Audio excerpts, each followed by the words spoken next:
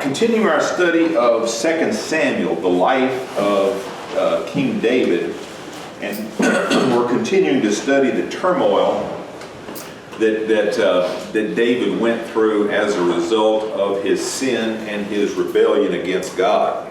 We talked before about the sins that David committed are now coming back to him. And it's interesting because we're going to see the tide turn somewhat.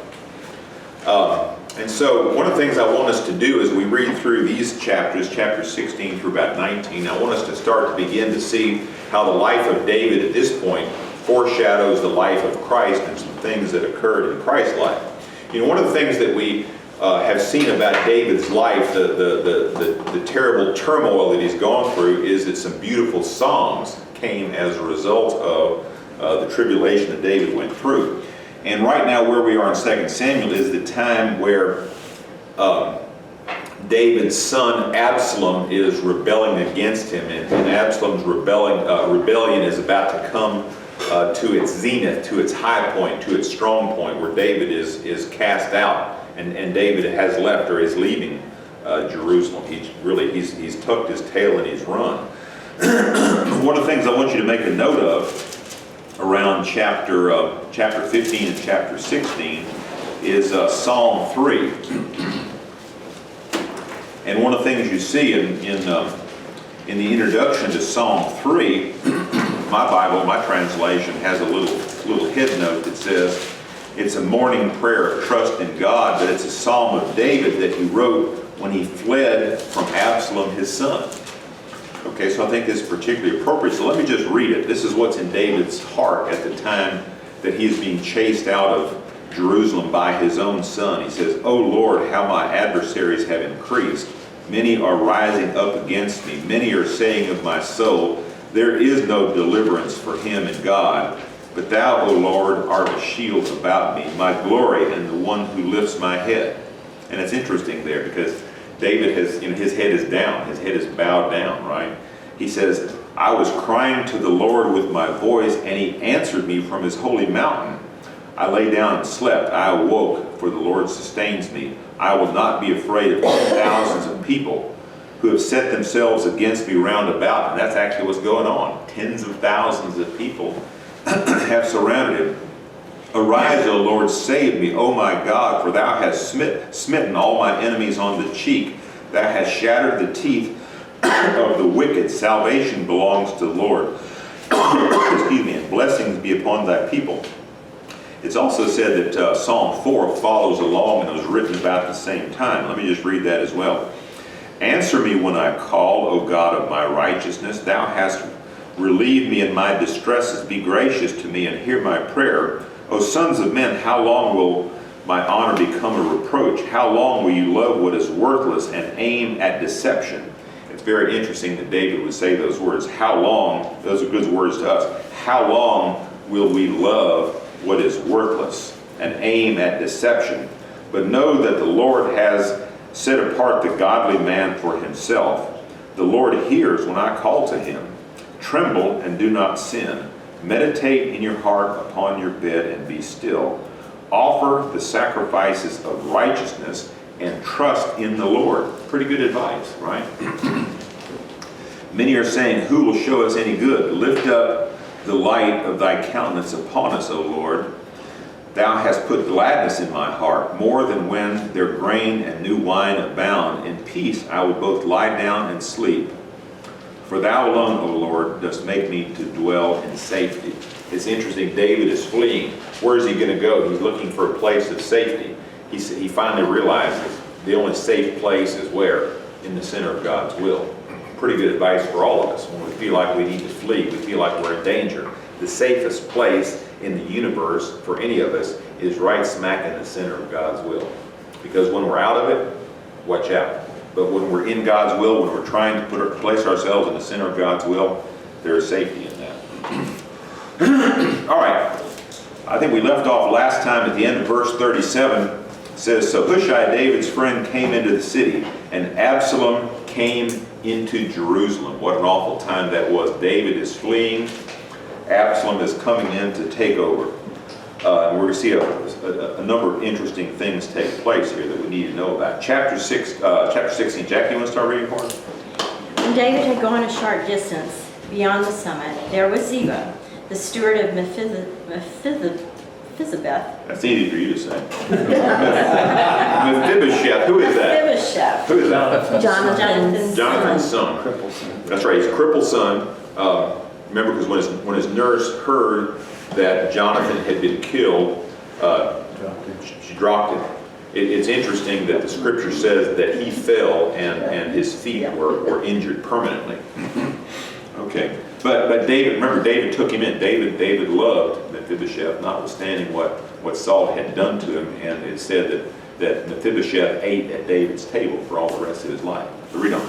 was waiting to meet him. He had a string of donkeys saddled and loaded with 200 loaves of bread, 100 cakes of raisins, 100 cakes of figs, and a skin of wine. The king asked Ziba, "Why have you brought these?" Ziba answered, "The donkeys are for the king's household to ride on, the bread and fruit are for the men to eat, and the wine is to refresh those who become exhausted in the desert." The king then asked, "Where is your master's grandson?" Ziba said to him, "He is staying in Jerusalem because he thinks today the house of Israel will give me back my grandfather's kingdom."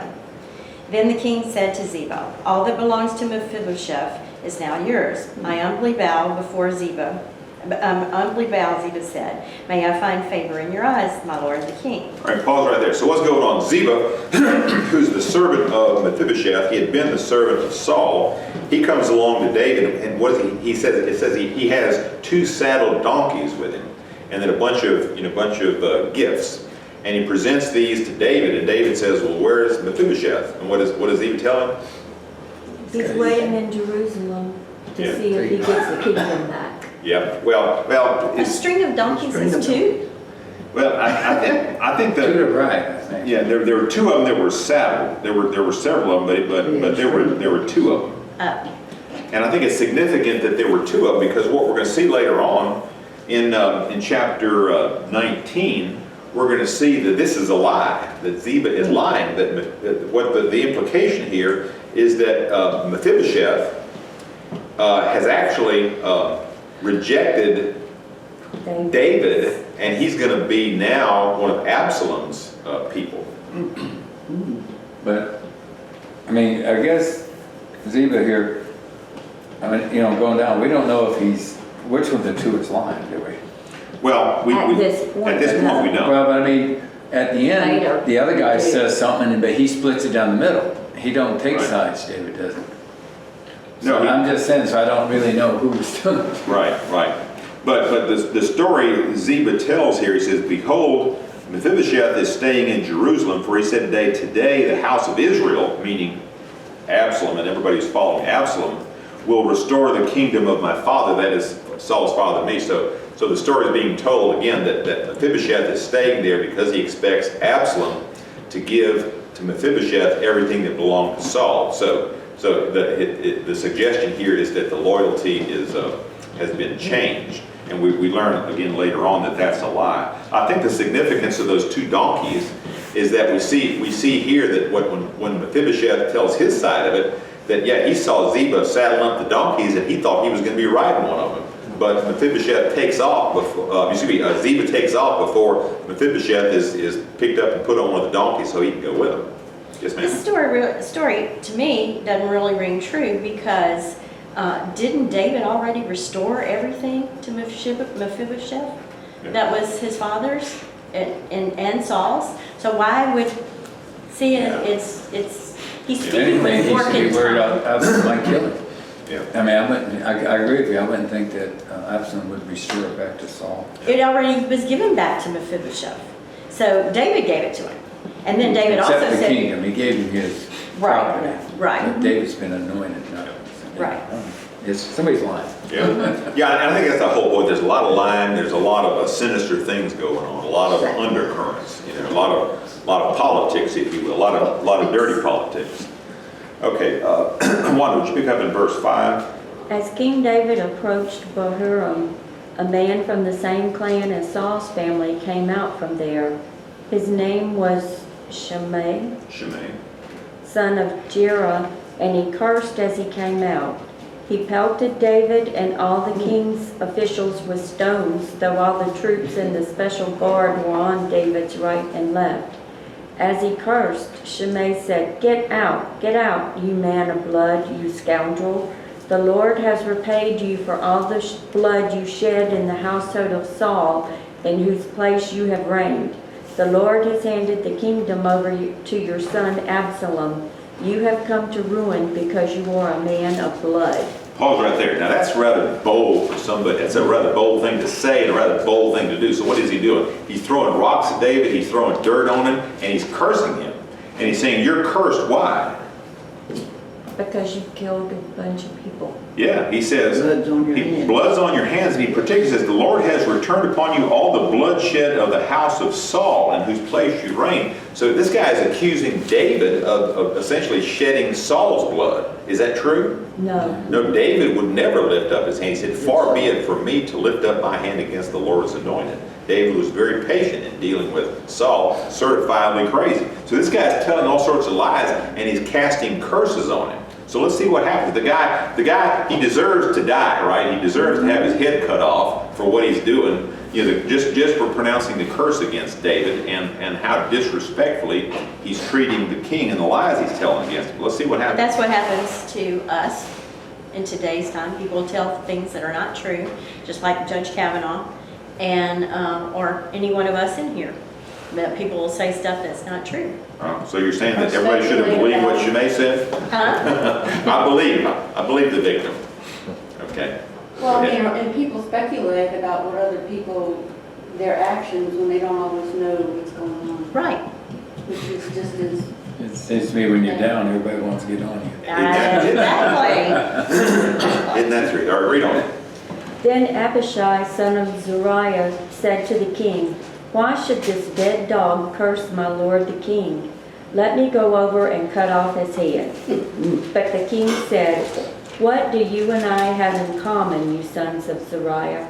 If he is cursing because the Lord said to him, curse David, who can ask, why do you do this? David then said to Abishai and all his officials, my son, who is of my own flesh, is trying to take my life. How much more then this Benjamite? Leave him alone, let him curse, for the Lord has told him to. It may be that the Lord will see my distress and repay me with good for the cursing I am receiving today. So David and his men continued along the road while Shimei was going along the hillside opposite him, cursing as he went and throwing stones at him and showering him with dirt. The king and all the people with him arrived at their destination exhausted, and there he refreshed himself. All right, pause right there. This is a rather bizarre tale, isn't it? But how does this foreshadow the life of Christ? when he was Christ going was- to Jerusalem. Christ was cursed and lied about and spit upon and Yeah. beaten and ultimately crucified. Yeah, One minute they're for and then the next minute they're all against. yeah, just almost like blowing with the wind. I think it's very significant here, and I made myself a note. Galatians 3:13. One of the things that is said of Christ that he became a curse on our behalf, that the curses of the broken covenant would not fall on us. And that's a very important role that he took over, right? And so I see in this a foreshadowing of Christ's life in that David is cursed at this point in time, but he's cursed on a false basis, right? But nevertheless, what happens? He accepts the curse. Well, that's At it. least Both of temporarily. them acknowledged if it came from God, Yeah, it's okay. that's right. And he But came if it in on a didn't- donkey too, didn't He did. He rode several times on a donkey, and most particularly when he entered triumphantly into Jerusalem. So yeah, this is a very important time in David's life, in that he takes on the curse. But there's something else. I'll give you a little advance notice about this guy Shimei. one of the things that we see about Shimei is that this particular cursing continued to bother David until literally the day that he died. And if you look, I made myself a note, look at 1 Kings chapter 2, verse 8. 1 Kings chapter 2, verse 8. This is David, he's literally on his deathbed. He's about to give up the ghost. And in 1 Kings chapter 2, verse 8, he said, "And behold, there is with you Shimei," that's the guy, "the son of Jerah the Benjamite of Bahurim. Now it was he who cursed me with a violent curse on the day I went to Mahanaim. But when he came down to me at the Jordan, I swore to him by the Lord, saying, I will not put you to death with the sword. Now therefore, do not let him go unpunished. For you are a wise man, and you will know what you ought to do with him. And you will bring his gray hair down to Sheol with blood." Okay, so we saw that when the curse was pronounced on him, David took it, right? And again, that was a foreshadow. That was a very Christ-like thing for him to do. But again, on his deathbed, we see that it was bothering him even at that point in time. He wants revenge. And he says, Solomon, He was settling accounts. he was. And so what happens? We see over here in, starting about verse 36 of chapters 2, we see that Shimei is chased down and ultimately he's killed. Solomon kills him. Why? Because he deserved to die. You know, and so it's interesting, all of those, and you know, one of the things we see here, again, it was very Christ-like for David to accept the curses, but also the one pronouncing the curse on David as those pronouncing the curse on Christ. What happened? Well, it's There is a day of reckoning. I was just going to say, it's almost like Judgment Day. That's Because right. he's putting judgment on some others beside him, and for others he was giving blessings. Yeah, So he's telling Solomon yeah. what to do. And we're going to see later on is that Shimei, when David's coming back, you know, after Absalom is defeated and David's come back, Shimei goes and he meets David when he's crossing the Jordan. He says, "Hey, I'm really sorry that I cursed you." Yeah, You know, okay. but hey, too late at that point. Too late. All right. Verse 15, Brother Kenny, you want to read? Meanwhile, Absalom and all the men of Israel came to Jerusalem, and Ahithophel was with him. Who is that guy? Who's Ahithophel? He was David's advisor that That's right. Absalom invited to go with him. That's right. And remember, he's also the grandfather of Bathsheba. Yeah. Okay. Remember? All right. Grandfather who? Grandfather of Bathsheba. All right, read on. Then Hushai, the Archite, David's friend, went to Absalom and said to him, "Long live the king, long live the king." Absalom asked Hushai, "Is this the love you show your friend? Why didn't you go with your friend?" Hushai said to Absalom, "No, the one chosen by the Lord, by these people, and by all the men of Israel, his I will be, and I will remain with him." All right, pause right there. Remember who Hushai is? If you look back in chapter 15, verse 32, it says, "It happened as David was coming to the summit," that is, to the summit of the Mount of Olives, he's leaving Jerusalem, where God was worshipped, that behold, Hushai the Archite met him with his coat torn and dust on his head. And David said to him, "If you pass over with me, you'll be a burden to me." But then he says, "If you return to the city and say to Absalom, I will be your servant, O king, as I've been your father's servant in times past, now I'll be your servant, then you can thwart the counsel of Ahithophel for me." Okay? So remember, this guy, Hushai, he's actually a spy. He's an old man, but he's a spy that's planted by David. And he says, go to Absalom. And his whole purpose is to thwart the counsel of Ahithophel, because Absalom is relying upon Ahithophel for advice. I thought it was neat that on 37 he said that he arrives back in town just the time Absalom. So Absalom never knew he was gone. Yeah. Yeah, that's right. Because he's telling him, "Why didn't you go?" He said, "I didn't stay here for you." A lot of intrigue Yeah. going on, a lot of behind the scenes. You could almost imagine writing a play about this, you know, and all the characters moving in and out. All right, continue on. Furthermore, whom should I serve? Shall I not serve the Son, just as I served your father? So I will serve you. Absalom said to Ahithophel, Give us your advice. What should we do?" Ahithophel answered, "Lie with your father's concubine, whom he left to take care of the palace, then all Israel will hear that you have made yourself a stench in your father's nostrils, and the hands of everyone with you will be strengthened. So they pitched a tent for Absalom on the roof, and he lay with his father's concubine in the sight of all Israel. Now in those days, the advice Ahithophel gave was like that of one who inquires of God. That was how both David and Absalom regarded all Ahithophel's advice. Make yourself a note next to verse 22. It's very significant. It says, so they pitched a tent for Absalom on the roof, and Absalom went into his father's concubine in the sight of all Israel. All right, two things are very significant about that. This roof, where they pitched a tent so that all of Israel would see Absalom coming in and violating his father's own concubines. You know what roof that was?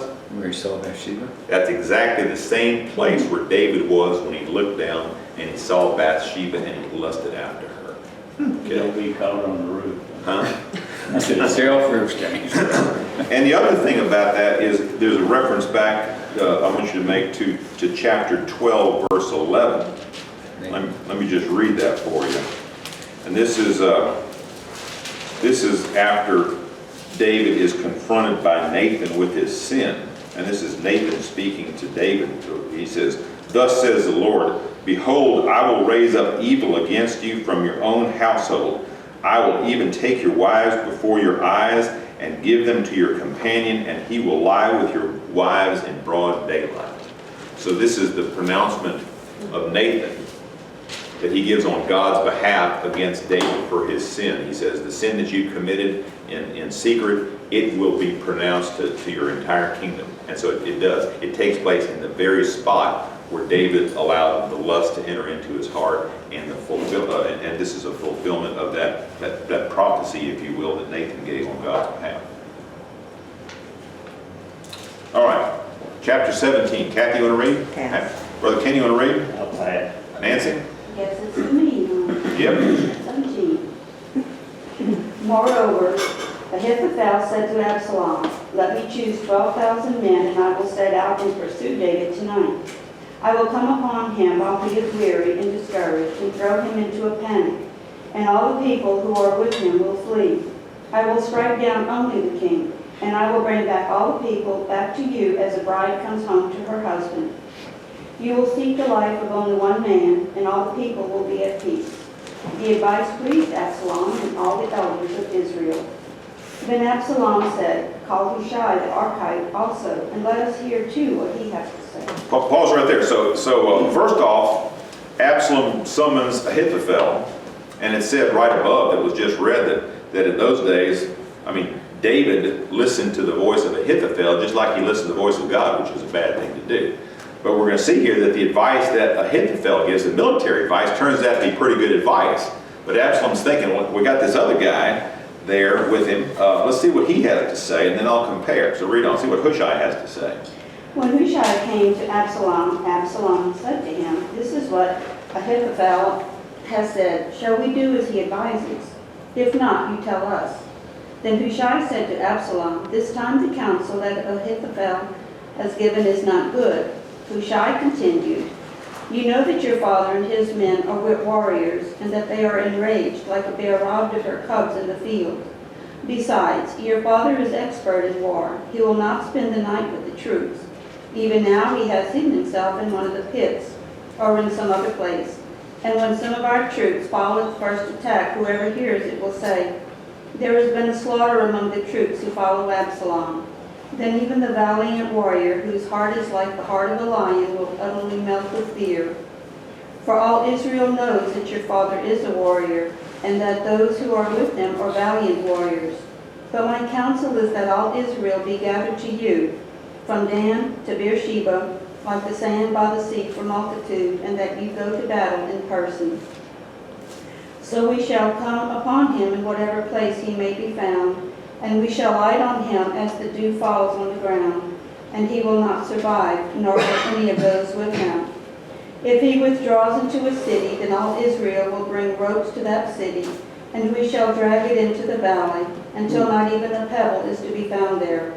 Absalom and all the men of Israel said, the counsel of Hushai the Archite is better than the counsel of Ahithophel.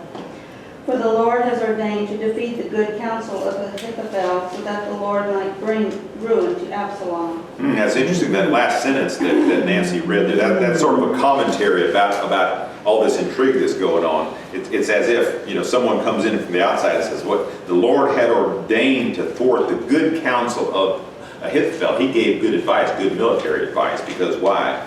The Lord is wanting to bring calamity on Absalom. And it's interesting here that Ahithophel, who had previously been loyal to David, or so David thought, is now giving advice. And the advice that Ahithophel is giving to Absalom is apparently based upon Ahithophel's intimate knowledge of David's skill as a warrior. Okay, so Ahithophel knows David's weaknesses and he reveals it. Okay, it is said by some commentators, if we were going to carry this forward to the life of Christ, it is said that Ahithophel can be compared to a New Testament character. And who might that be? Judas, yeah, exactly. That Ahithophel was to David as Judas was to Christ. Interesting. Verse 15, who wants to pick up there? Kim, you read? Robert?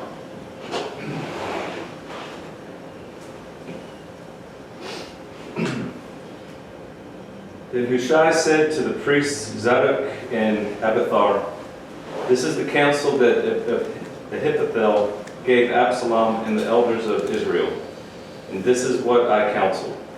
So send a warning to David immediately. Do not spend the night at the fords near the wilderness, but cross all the people with it, but cross without fail. Otherwise the king and all the people with him will be destroyed. Now Jonathan and Ahimaaz were staying at Enrogel. The maidservant was to come with information for them, and they in turn were to go to report to King David. They could not risk being seen entering the city, but an attendant did see them and informed Absalom. They hurried on their way and reached the house of a man in Baram who had a cistern in his courtyard. They let themselves down into it, and the woman took the cover and spread it over the mouth of the cistern, strewing crushed grain on the cover so that nothing could be noticed. When Absalom's servants came to the woman at the house, they asked, where are Ahimaaz and Jonathan? The woman replied, they went by a short while ago toward the water. They searched but found no one, so they returned to Jerusalem. As soon as they left, Ahimaaz and Jonathan came up out of the cistern and went on to report to King David. They said to him, leave, cross the water at once, for Ahithophel has given such and such counsel in regard to you. So David and all his people moved on and crossed the Jordan. By daybreak there was no one left who had not crossed. When Ahithophel saw that his counsel was not acted upon, he saddled the donkey and departed, going to his home in his own city. Then having left orders concerning his household, he hanged himself. And so he died and was buried in his father's tomb. Okay, so that's the end of old Ahithophel. His end is virtually the same as Judas's end, correct?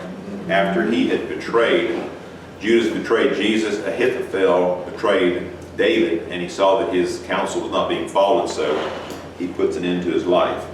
In the meantime, David gets the warning, right? There's still some people around who are getting information. It's fed over to him, and he gets the advice and he flees. So previously he'd gotten up to the top of the Mount of Olives, and he was heading away, and now he goes to the other side of Jordan. And where does he go? Read verse 24. Now David had arrived at Mahanaim, yeah. Mahanaim. All right, pause right there. A couple of things I want to make a note about that. First off, it is said that David wrote Psalms 42 and 43 at this time. And I'm going to read Psalm 42 for us. My heading says, The title is Thirsting for God in Trouble and Exile. And so this is a time in David's life when he was in exile. And so as a result of that, he's cast out of his home. He writes this, this beautiful psalm. He says, "As a deer pants for the water brook, so my soul pants for thee, O God." And it's interesting because David knows that God's presence is in Jerusalem, and he knows that God intends to be in Jerusalem, right? Right? In fact, he sent the Ark of the Covenant back to Jerusalem. Okay? And he says, "My soul thirsts for God, for the living God. When shall I come and appear before God? My tears have been my food day and night, while they say to me all day long, where is your God? These things I remember, and I pour out my soul within me. For I used to go along with the throng and lead them in the procession of to the house of God, with the voice of joy and thanksgiving, a multitude keeping festival. Why are you in despair, O my soul? And why have you become disturbed within me? Hope in God, for I shall again praise him for the help of his presence. O my God, my soul is in deep despair within me. Therefore I remember thee from the land of the Jordan." So that's where he is. He's going to the land of the Jordan. "And the peaks of Hermon and Mount Mizar. Deep calls to the sounds of thy waterfalls. All thy breakers and thy waves have rolled over me. The Lord will command his loving kindness in the daytime, and his song will be with me in the night, a prayer to the God of my life. I will say to God, my rock, why hast thou forgotten me? Why do I go mourning because of the oppression of the enemy?" We know who that enemy is, right? "As a shattering of my bones, my adversaries revile me, while they say to me all day long, where is your God?" And it's interesting, I suspect that the people in Jerusalem were saying at that time, David, they're casting aspersions on, where is your God? Our God is right here in Jerusalem as you crossed the Jordan.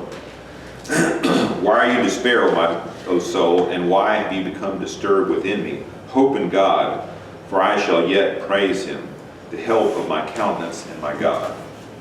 Okay, all right, so David flees to this place called Mahanaim. Anybody remember where that is? What's the significance of it? Let's see, it's even on this map. You got to cross the Jordan, it's northeast of Jerusalem, about Yep. 50 miles. That's right, that's exactly right. What's the significance of that? Anybody remember? It's not on this map. It's in the, Abner, something about Abner making somebody king. Well, that could be, but let's look at Genesis 32. This is, I think, the first appearance of it. Genesis chapter 32, verses 1 and 2. Genesis, 32. I think I got to wrote that down right. Yeah. I asked a question about, y'all been to Israel, Yeah. swam in the Jordan. Could it be forded, or did they have to ferry across it? How did they easily get an army across it? There are several places where there is a ford, but here's a picture of the Jordan River just south of the Sea of Galilee. And you can see, I think even I, in my old age, if I took a long jump, I could make it about halfway across. So it's not a very big river there. Now there are times of the year, for example, when Joshua was crossing over, when it flooded, it would be, hundreds of yards wide, but most times of the year it's not very big. And I think it could be forded even by, certainly by individuals, and I would think by everybody that David had with him. All right, Genesis chapter 32. This is when Jacob is coming back from having spent some time with his uncle, right? And it says, now as Jacob went on his way, Jacob is coming back from Laban's land, which was up maybe in Syria, or that area, from the northeast of the promised land. He's coming back, and it says, as Jacob went on his way, the angels of God met him. And Jacob said, when he saw them, this is God's camp. So he named that place Mahanaim. Okay? What verse is that? That's in chapter 32, verses 1 and 2. And it's interesting that not too far from there is the very place where Jacob wrestled the angel. Okay? That's again, a stone's throw from there. But it's interesting. Some scholars speculate that David remembered this story about Jacob, about this is a place where when Jacob, again, at this point in time, he's fearful of Esau. I don't think he's encountered Esau yet, but he knows that he's getting ready to go back to the place where his brother Esau is prominent. And he remembers, even though it's been 20 years, I did Esau wrong. I stole his birthright. I tricked our father. So Esau has every right to be angry with me and even to take my life. And so when he's fearful, what happens? God sends his angels to it. So it could very well be, and I tend to believe this is right, that when David fled, he went to this very place. Because why? Because that's the place where God sent his angels to protect Jacob. And I think I think David is thinking that perhaps he'll get the same kind of He thought it protection. was an angel portal. What's that? I A said, portal? Yeah, the angels, where they would come down. Could have been. Could have been the place. All right. Who wants to read next? Terry? Verse 24.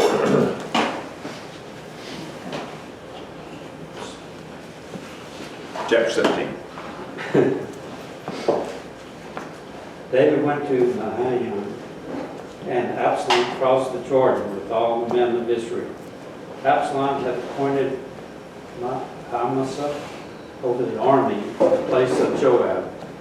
Amasa was the son of a man named Jether, an Israelite who had married Abigail, the daughter of Nahash, and the sister of Jeriah, the mother of Joab. Who is Zeruiah? Anybody remember? The mother of Joab?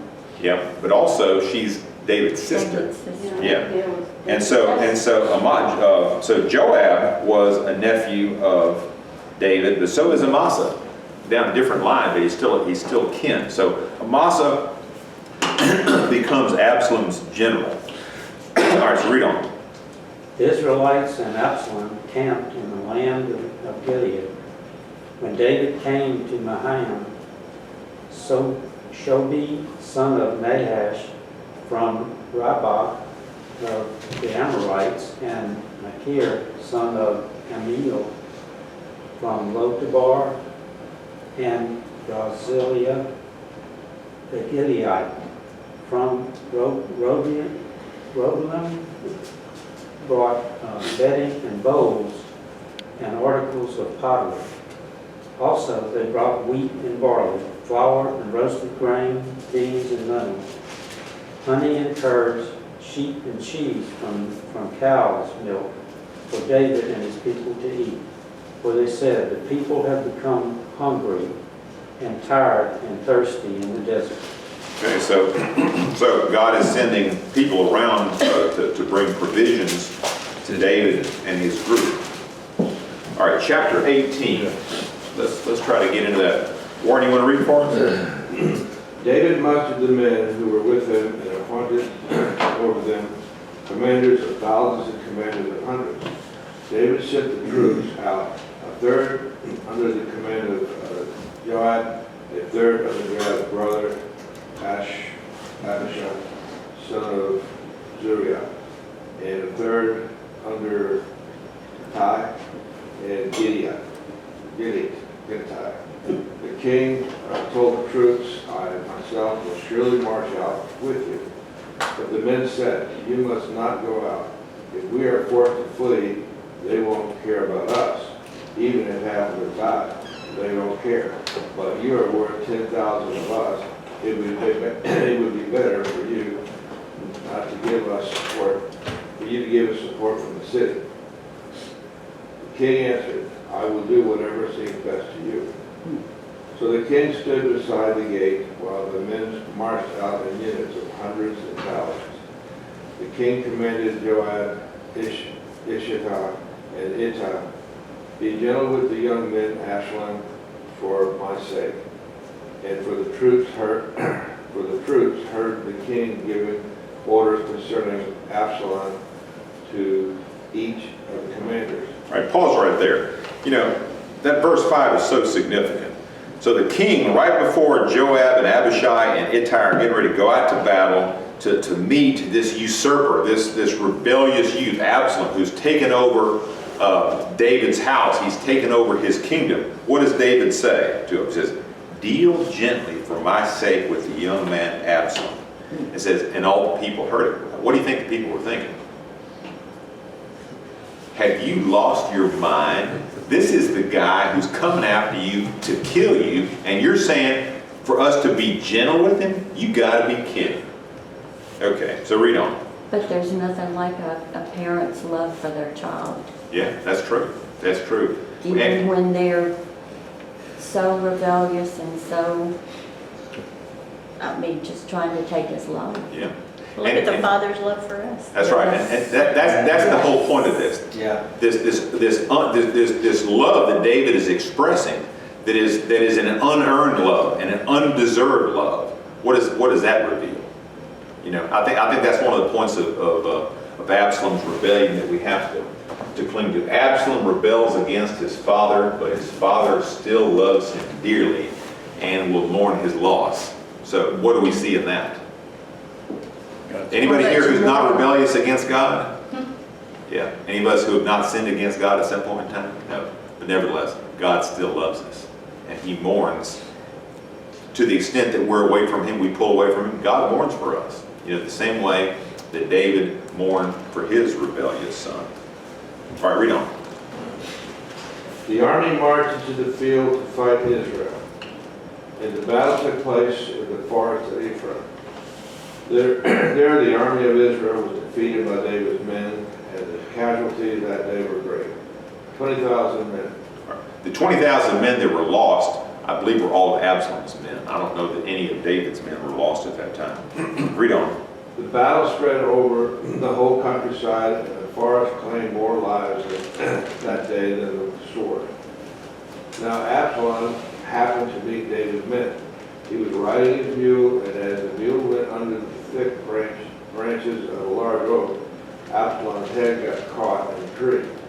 He was left hanging in midair, while the mule he was riding kept on going. Bummer. Is that your version? I'm picturing it, you know. Like and so what do we see? You got to picture this Absalom, this gorgeous looking man, and he's got his hair, and his hair just kind of bouncing along, right? He's got this 6 pounds worth of hair, and all of a sudden he rides under a tree and gets all wound up. His mule keeps going, and he's hanging there by his beautiful hair. So he's foiled by the object of his own vanity, right? Yeah. We see quite a message there. So read on, after you left off with a bummer. Okay. Right. When one of the men saw this, he told Joab, "I just saw Absalom hanging in the oak tree." Paul, I hate to disturb your mirth. But make yourself a note there of Deuteronomy 21:23 that's significant, because what does that say, you recall? Cursed is he who hangs from a tree. 21:23? Deuteronomy 21:23. All right. Joab said to the man who had told him this, "What? You saw him? Why didn't you strike him on the ground right there? Then I would have had to give you 10,000 shekels of silver and a warrior's belt." But the man replied, "Even if 1,000 shekels were weighed out into my hands, I would not lift a hand against the king's son. In our hearing, the king commanded you, and Absalom and Ittai, protecting the young man. Absalom for my sake, and if I had put my life in jeopardy, and nothing is hidden from the king, you would have kept your distance from me." Joab said, "I am not going to wait like this for you." So he took 3 javelins in his hand and plunged them into Absalom's heart while Absalom was still alive and in the oak tree. And 10 of Joab's armor bearers surrounded Absalom, struck him, and killed him. Then Joab sounded the trumpet, and the troops stopped pursuing Israel, for Joab halted them. They took Absalom and threw him into a big pit in the forest and piled up a large heap of rocks over him. Meanwhile, all the Israelites fled to their homes. During the lifetime, Absalom had taken a pillar and erected it in the king's valley as a monument to himself, for he thought, I have no son to carry on the memory of my name. He named the pillar after himself, and it's called Absalom's monument to the city. And it's interesting, if you go to Jerusalem, you go to today, if you go down to the Kidron Valley, there is a monument. It's called Absalom's monument. Now, it's not this old one, but evidently there's been a monument for a long time here. But it's significant here, all right? Absalom is the rebellious one. He's going to take over the kingdom. He is killed. He is thrown into a deep pit. Rocks are thrown in over him, and after that, David makes his triumphant re-entry back into Jerusalem. What is that a foreshadowing of? Second coming. The second coming, that's right, that's right. And something we'll read about next time, I don't want to leave it just here, because Absalom is killed. He's killed against the king's commands, all right? At the end of chapter 18, we see that the news comes back to David. When David gets the news, what happens? He mourns. Chapter 19, let me just read that. It's significant here. Then it was told Joab, behold, the king is weeping and mourns for Absalom. And the victory that day was turned to mourning for all the people, for the people heard it and said, the king is grieved for his son. So what happens is, David gets to where even though David's kingdom is vindicated, David is restored to the throne. Everybody who was against David has been defeated. David's supporters are now, again, they're back in power, but David is sad about it. It says the king is grieved. So the people went by stealth into the city that day, as people who are humiliated steal away when they flee in battle. And the king covered his face and cried out with a loud voice, "Oh, my son Absalom, Absalom, my son." Then Joab came into the house of the king and said, "Today you have covered with shame the faces of all your servants who today have saved your life and the lives of your sons and daughters and the lives of your wives and the lives of your concubine by loving those who hate you and by hating those who love you. For you have shown today that princes and servants are nothing to you. For I know this day that if Absalom were alive and all of us were dead today, that you would be pleased." Wow. Joab really gets in his face, doesn't he? Now, and he says, you're doing wrong because why? Because you are loving those who hate you and you hate those who love you. Now, David really didn't hate the ones who loved him. David really didn't hate his followers, but he really did love Absalom, who hated him. And in that, what do we see? We see the love of Christ portrayed.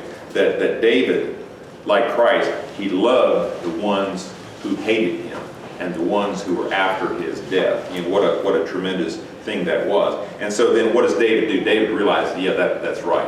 You know, I shouldn't be turning my back on his own people. And so then there's a celebration to follow that. Now, I want to close out our lesson today with a song that I wrote up on the board. And it's one that has always intrigued me. Sing unto the Lord a new song. You know, the Psalms are full of admonition that we should always sing to the Lord. Sing to the Lord. But what does it mean to sing unto the Lord a new song? Am I supposed to write a new song every day? Is that what we're supposed to do? What does that psalm mean to you? You know, I looked it up. I got a study Bible, and the word that's used when it says "sing unto the Lord," it's talking about doing something very personal, like getting in the Lord's face and just singing to Him just one-on-one in a very direct and personal way. Okay, and the idea of singing, and particularly a song, is a celebration. The whole idea of the song as it's used here is to celebrate, to sing unto the Lord a new song. And the idea being, well, all right, so sing unto the Lord, that is, get in His face and celebrate. And so what's the idea of a new song? A new song of salvation and joy for the Yeah. day that He's given us. That's right. That's right. Which every day. That's what this is about. The idea of sing unto the Lord a new song means that every day we should celebrate our relationship with God and the relationship that we have based upon His everlasting love. And that's one of the lessons here, is that we should never forget, never ever forget God's everlasting love for us. And what should that do in our lives? That should bring about a celebration. Not a one-time celebration, but a celebration every day. And think about it, every day is a new day. It is, it's a new day. But the whole purpose of the new day is to celebrate. To celebrate what? Because even though we are rebellious to God, nevertheless, He loves us. And He mourns every moment that we're away from Him. Isn't that an awesome thought? To think that God mourns when we're not celebrating our relationship with Him. Wow, what love.